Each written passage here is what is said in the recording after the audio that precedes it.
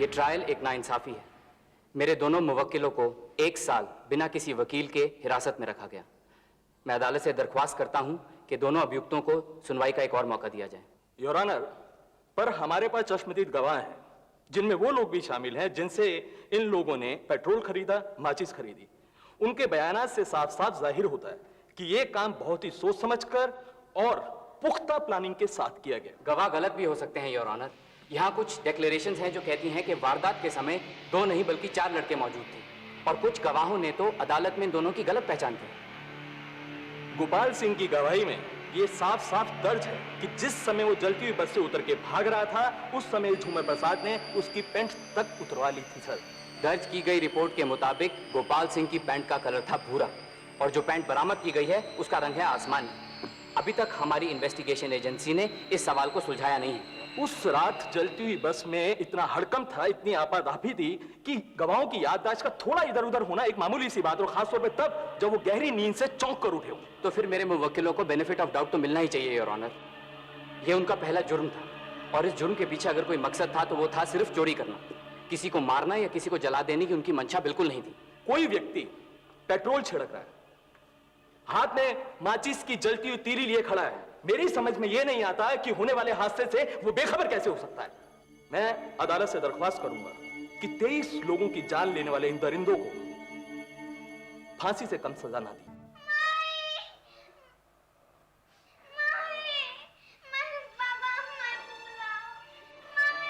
जब तुम लोगों ने पैसे दे ही रहे थे तो फिर उन्होंने बस में आग क्यों लगाई? पता नहीं क्यों साहब, जब उन लोगों ने आग लगाने की धमकी दी, सभी लोगों ने अपने गहने लगे देने लगे, और उनको तो आग लगानी थी और लगा दी। साहब, मेरे बाबा को मेरी आंखों के सामने जला डाला।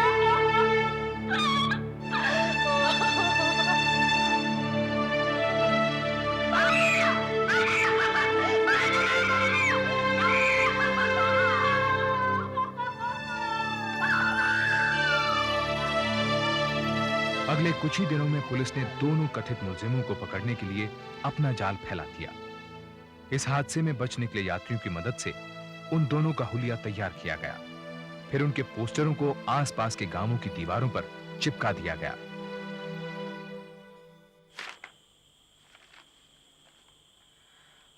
ये क्या चक्कर है? ये कहां लगा हुआ था? क्यों हट लिया? गांव के आसपास हर तरह चिपके पड़े हैं, हर तरफ। और जमुना की गांव में एक भी ऐसी दीवार नहीं जहां पे ना लगे हो। वहीं से लाइए फाड़ कर। सारे क्यों नहीं फाड़ दिए उसने? बाप का राजा ना, सारे क्यों नहीं फाड़ दिए। अब क्या करेंगे हम? कहां जाएंगे? यहीं बैठे रहे आराम से। यहां हमें पकड़ने के लिए कौन आ रहा है यार? हम यही ठीक है।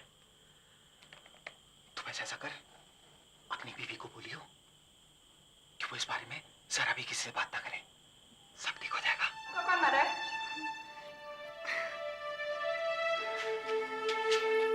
उन्होंने मेरी गुड़िया भी ले ली और उसके बर्तन भी। माँ ने आपके लिए लड्डू बनाए थे, वो भी चले गए। माँ कहाँ है? वो क्यों नहीं आई? आएगी, माई भी आ जाएगी। तू बस चुप कर जा। तूने सुना नहीं डॉक्टर साहब ने क्या बोला था? कम बोलेगी तो जल्दी अच्छी हो जाएगी। क्या हो रहा है यहाँ पे? ये क्या हो रहा है? आपको किसे अंदर आने दिया? कैमरा लेकर के कैसे अंदर आ गए आप? 22 लोग यहाँ पे मर चुके हैं, लोग यहाँ दर्द से तड़प रहे हैं, और आपको कैमरा चलाने की लगी हुई है। बाहर निकलिए। किसने इन्हें अंदर आने दिया? किसी को अंदर आने मत देना। इंस्पेक्टर साहब, आप प्लीज समझने की कोशिश कीजिए। मुझे अपनी स्टोरी के लिए कुछ लोगों से तो बात करनी पड़ेगी। मैं क्या इस छोटी लड़की से बात कर सकती हूँ प्लीज? क्यों नहीं बात हो सकती? उसमें तो आपकी स्टोरी के लिए पूरा मसाला मिलेगा। बूची से बढ़कर कौन हो सकता है? तस्वीर उतार लेना उसकी अच्छे से। 6 साल की है वो, पूरी तरह से झुलसी पड़ी हुई है। इस हादसे में उसकी माँ भी मर गई, फिर 5 दिन से वो माई माई पुकारे चली जा रही। जितनी ऊंची उसकी पुकार उतनी अच्छी आपकी स्टोरी है ना? डॉक्टर, डॉक्टर साहब, डॉक्टर साहब, जल्दी आओ। मेरी बच्ची को कुछ हो गया, मेरी बच्ची को कुछ हो गया। बच्ची, बच्ची, ये एकदम से बेहोश हो गई। बच्ची,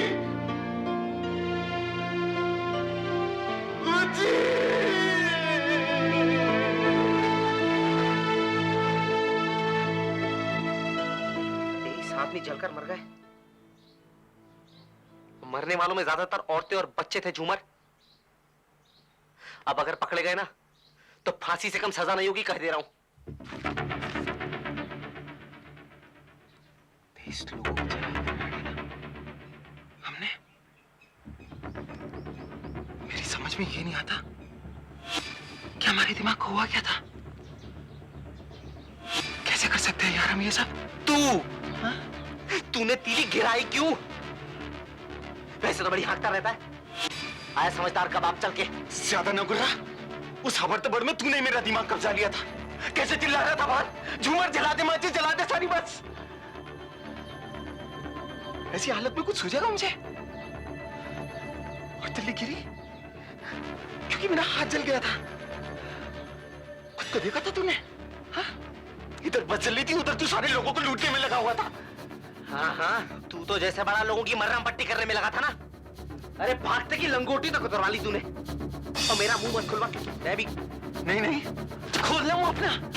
कम से कम तेरी तरह बेशर्मी नहीं छाड़ रहा हूं मैं अपनी इस करनी पर। जाकर अपनी बीवी के कान से पहले बुंदे उतरवा, इससे पहले कि कोई पूछा-पाछी शुरू करे। बेचा यार। इसी दरमियान पुलिस ने अपराधियों को पकड़ने के लिए सामान गिरवी रखने वाली दुकानों की छानबीन भी शुरू कर दी। मंगरू पड़ोस के एक गांव के जिस सामान गिरवी रखने वाले को अपना ज्यादातर लूट का माल बेचता था, वो दुकानदार पुलिस को हाथ लगे सुरागों की एक महत्वपूर्ण कड़ी था। अरे मैंने क्या किया भैया? मुझे तो पकड़ रहा है।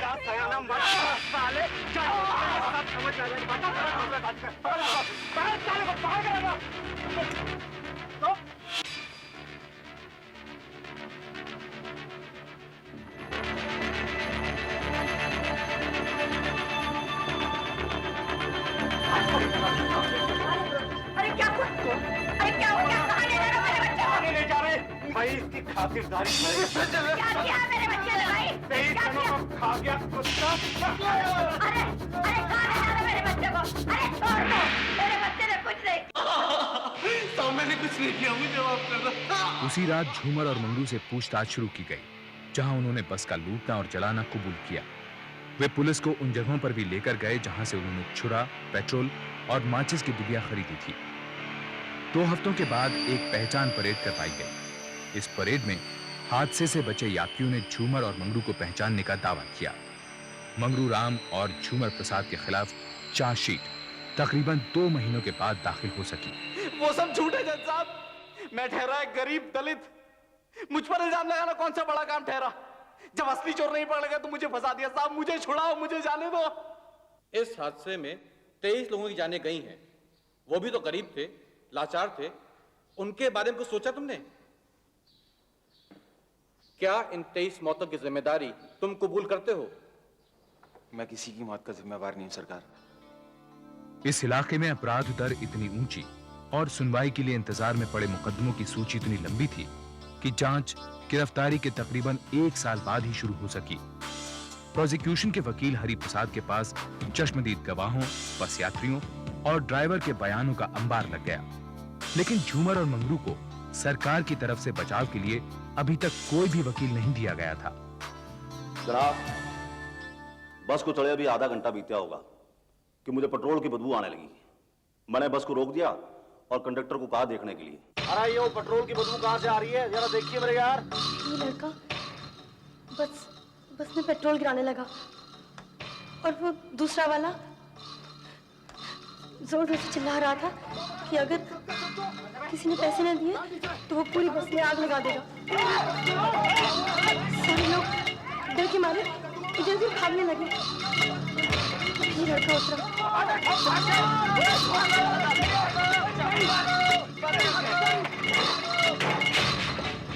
जनाब, एक छोरे ने बाहर जाके गेट को बाहर से बंद कर दिया। मैंने दूसरे वाले को दबोचना चाहा तो उसने मेरे गले पे छुरा रख दिया। मुझे दरवाजा चलना दिखाइए वरना पूरा पिरोजूंगा साले। मैं अपनी चीजें समेट रहा था कि जो बच जाए वो भला। तभी अचानक बस में आग भड़कने लगी। मैंने लोगों के पूरे शरीर जलते हुए देखे। मैं बहुत घबरा गया। घबरा कर बस से कूदा और भागने लगा। अपनी पैंट उतार। पैंट उतार, तनिया मेरी चल गई है पत्रिका। देता हूँ। साले पैंट क्यों उतारा? पैसे भी निकाल, ये घड़ी उतार, चेन भी दे। अबे जल्दी कर। अगर इनका बस चलता है योर ऑनर, तो ये लोग जलते लोगों की जेब में भी हाथ डाल देते। जब छोटे छोटे बच्चे और औरतें आग से लिपटे हुए जिंदगी की दुहाई मांग रहे थे, तब भी ये लोग दरिंदों की तरह भागते हुए लोगों की खालें नोच रहे थे। झूमर प्रसाद और मंगरू राम, क्या तुम लोग कोई गवाह पेश करना चाहोगे? ये सब के सब झूठ बोल रहे हैं सरकार। हमने कुछ नहीं किया, माई बाप हमें फंसाया जा रहा है। अभी झूठ बोल रहा है तू? बोल के तू लूट रहा था जब बात चल रही थी। बोल के तू लूट रहा था जब पूंजी मदद को चिल्ला रही थी। नहीं लूट रहा था जब दुनिया तेरे पांव पर गिरी थी। बोल आराम चाले, बोल तेरा तो बात नहीं बोलेगा साले। बोल ताकि इस सब में बढ़ने से पहले तेरी चुनाव होती है, समझा? समझ गए? कहता है कि ये सब तुमने नहीं किया तूने। बोल। इस सब के बीच एक ह्यूमन राइट्स ऑर्गेनाइजेशन मानवाधिकार चुनौती की ओर से एक लॉयर राजदीप वोरा ने झूमर और मंगरू का केस ले लिया। रौनक, ये ट्रायल एक नाइंसाफी है। मेरे दोनों मुवक्किलों को 1 साल बिना किसी वकील के हिरासत में रखा गया। मैं अदालत से दरख्वास्त करता हूं कि दोनों अभियुक्तों को सुनवाई का एक और मौका दिया जाए। योर ऑनर, पर हमारे पास चश्मदीद गवाह हैं, जिनमें वो लोग भी शामिल हैं जिनसे इन लोगों ने पेट्रोल खरीदा, माचिस खरीदी। उनके बयानात से साफ साफ जाहिर होता है कि ये काम बहुत ही सोच समझकर और पुख्ता प्लानिंग के साथ किया गया। गवाह गलत भी हो सकते हैं योर ऑनर। यहाँ कुछ डिक्लेरेशंस हैं जो कहती हैं कि वारदात के समय 2 नहीं बल्कि 4 लड़के मौजूद थे, और कुछ गवाहों ने तो अदालत में इन दोनों की गलत पहचान की। गोपाल सिंह की गवाही में ये साफ साफ दर्ज है कि जिस समय वो जलती हुई बस से उतर के भाग रहा था, उस समय झूमर प्रसाद ने उसकी पैंट तक उतरवा ली थी। सर, दर्ज की गई रिपोर्ट के मुताबिक गोपाल सिंह की पैंट का कलर था भूरा, और जो पैंट बरामद की गई है उसका रंग है आसमानी। अभी तक हमारी इन्वेस्टिगेशन एजेंसी ने इस सवाल को सुलझाया नहीं है। उस रात जलती हुई बस में इतना हड़कंप था, इतनी आपाधापी थी कि गवाहों की याददाश्त का थोड़ा इधर उधर होना एक मामूली सी बात, और खासतौर पे तब जब वो गहरी नींद से चौंक कर उठे हो। तो फिर मेरे मुवक्किलों को बेनिफिट ऑफ डाउट तो मिलना ही चाहिए योर ऑनर। ये उनका पहला जुर्म था, और इस जुर्म के पीछे अगर कोई मकसद था तो वो था सिर्फ चोरी करना। किसी को मारना या किसी को जला देने की उनकी मंशा बिल्कुल नहीं थी। कोई व्यक्ति पेट्रोल छिड़क रहा है, हाथ में माचिस की जलती हुई तीली लिए खड़ा है, मेरी समझ में यह नहीं आता है कि होने वाले हादसे से वो बेखबर कैसे हो सकता है। मैं अदालत से दरख्वास्त करूंगा कि 23 लोगों की जान लेने वाले इन दरिंदों को फांसी से कम सजा ना दी जाए। मुकदमे में जांच पड़ताल 6 महीने तक चलती रही। जांच के अंत में जज का यह मानना था कि दोनों अभियुक्त इस त्रासदी में मारे गए 23 लोगों की मौत के जिम्मेदार हैं, पर उन्होंने कहा कि वो अपना फैसला अभियुक्तों से अकेले मिलने के बाद देंगे। झूमर और मंगरू की जज से 2.5 घंटे तक बातचीत चली। इस दौरान अदालत के बाहर भीड़ जुटी हुई थी, जो ये शर्त लगाने में मसरूफ थी कि आखिर सजा क्या ठहराई जाएगी। वहां 2 लोगों की जिंदगी दांव पर लगी है और आप लोग सट्टा खेल रहे हैं। बंद कीजिए ये मजाक, शर्म आनी चाहिए। और तुम्हारी शर्म कहां गई? वो दोनों लौंडे 23 लोगों की जान से खेल गए, वो कुछ नहीं, मेरी नन्ही सी बच्ची को खा गए वो हरामजादे। तुम कैसे लड़ सकते हो उनके लिए? तुम क्यों बताना चाहते हो उनको? बताओ। इस वारदात के पीछे सिर्फ एक ही मोटिव था, और वो था थोड़े से पैसे कमाना, जिसके लिए मुलजिमों ने एक खतरनाक रास्ता अपनाया। इस जुर्म के लिए मुलजिम आखिरी सांस छूटने तक फांसी की सजा के हकदार हैं। इससे कम कोई भी सजा हमारे समाज की सुरक्षा के ढांचे पर एक सवालिया निशान होगी। The sentence is subject to consideration by the High Court.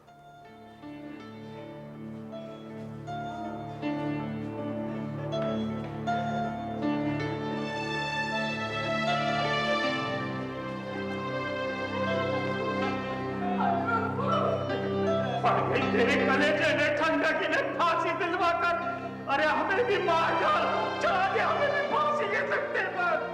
आप किसी से क्या कहना है बेटा? इसकी करने की तो इसे सजा मिल गई।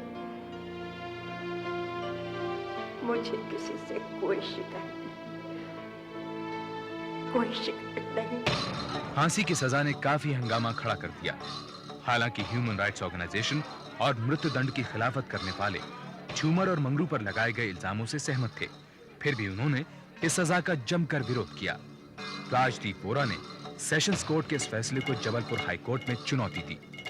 तुम इतने यकीन से कैसे कह सकते हो कि झूमर और मंगरू को फांसी ही होनी चाहिए? जब बस चल रही थी, लोग मर रहे थे, जब झुलसे हुए लोगों को अस्पताल ले जाया जा रहा था, जब अस्पताल में लोग हर सेकंड मौत से जूझ रहे थे, उस वक्त वहां खड़ा होकर ड्यूटी मैं कर रहा था। राजीव साहब, मैं, आप नहीं। अगर उनमें से किसी एक की भी करा आपके दिल से होकर के गुजरती ना, तो मैं आपसे पूछता, क्या चाहते हैं आप? आप जज्बातों में बह रहे हैं इंस्पेक्टर साहब। जरा सोचिए, इन दिनों को फांसी दे देने से मसला हल नहीं हो जाएगा, दुनिया सुधर नहीं जाएगी। इस जुर्म की जड़ हमारा सामाजिक और आर्थिक पिछड़ापन है और इसे हम नजरअंदाज नहीं कर सकते। बात अगर पिछड़ेपन की है तो देश की आधी जनता गरीबी की जिंदगी बसर कर रही है। आपके हिसाब से तो उन सबको छुरा लेकर निकल जाना चाहिए, बसों को लूटने, लोगों को जलाने के लिए, है कि नहीं? हमारे कहने का मतलब है इन दोनों को फांसी दे देने से पूरे देश में जुर्म खत्म हो जाएगा। पूरी दुनिया में कहीं भी फांसी के डर से जुर्म घटा नहीं है। क्यों हमें किसी की हत्या करनी पड़ती है ये दिखाने के लिए कि हत्या पाप है? क्यों? मुझे आपकी दुनिया और आपकी महानता से कोई लेना देना नहीं है। मैं ये चाहता हूँ कि उन दोनों को फांसी लगनी चाहिए, बस। एक तरफ तो तुम उन दोनों को फांसी की तरफ धकेल रहे हो और दूसरी तरफ खुद हर महीने उनके घर जाकर उनका खर्चा पानी देते हो। क्यों करते हो ये सब? क्या ये तुम्हारे अंदर का चोर नहीं है? जवाब दो।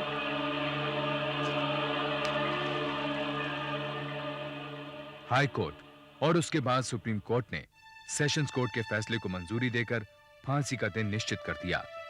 राजदीप बोरा ने मर्सी पिटीशन दाखिल करने का फैसला किया कि मेरी एक बिटिया है जिसको अब तक देखना भी नसीब नहीं हुआ और जिसकी उम्र सिर्फ 2 ही साल की होगी। उसकी देखभाल कौन करेगा? और वकील साहब, ये बात जरूर लिख दीजिएगा कि अगर मेरी बहन की शादी के लिए पैसा नहीं चाहिए होता तो मैं लूटपाट कभी भी नहीं करता। कसम से ऐसा सोचता भी नहीं। तुमने अच्छी तरह से सोच लिया, तुम्हें और कुछ नहीं कहना? मेरे पास ऐसा कुछ भी नहीं है जिस पर दया की जाए। इतने समय तक झूठ बोलता रहा, इसके लिए माफी जरूर चाहूंगा। 23 लोगों को जलाकर मार डालने की जिम्मेदारी मेरे सर पर है। मार्च 1995 में राजदीप बोरा ने गवर्नर के ऑफिस में मर्सी पिटीशन को दाखिल किया, जिसे गवर्नर ने खारिज कर दिया। बाद में उसने क्षमा के लिए राष्ट्रपति को भी अपील की, पर सितंबर 1995 में राष्ट्रपति ने भी उनकी इस अपील को ठुकरा दिया। अम्मा, तार आया। बेटा, मुझे तो पढ़ना नहीं आता, तू ही पढ़ दे। सरकारी मोहर भी है। झूमर प्रसाद और मंगरू राम को 23 लोगों की मौत का जिम्मेदार ठहराते हुए ताज़ीरात हिंद दफा 302 के तहत 31 मार्च 1996 की सुबह 5 बजे फांसी पर लटकाया जाएगा।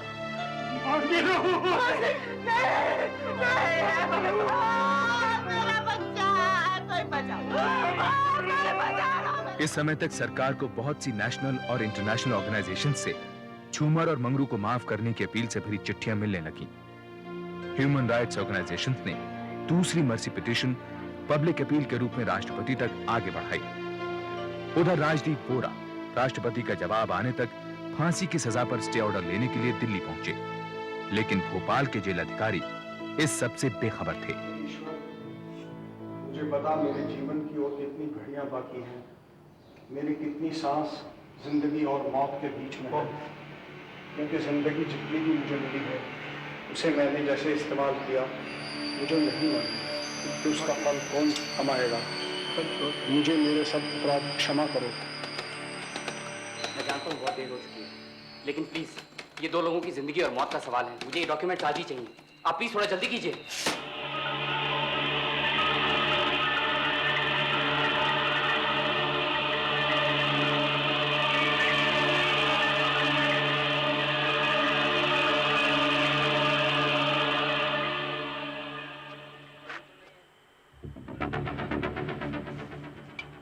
साहब आपको अंदर बुला रहे हैं।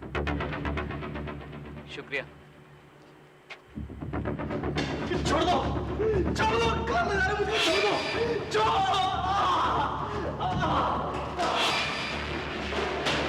क्या हुआ? हमें स्टे ऑर्डर मिल गया है और ये अब खबर जल्दी से भोपाल पहुंचानी है। हमारे पास वक्त बहुत कम है, चलो।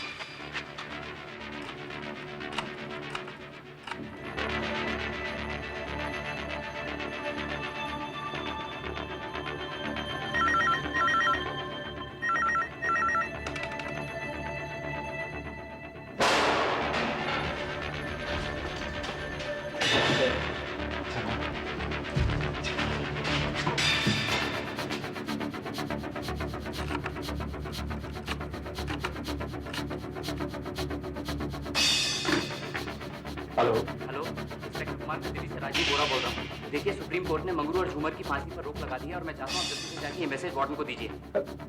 लेकिन कुछ नहीं, मैं चाहता हूँ अभी आप जाइए और मैसेज दीजिए प्लीज।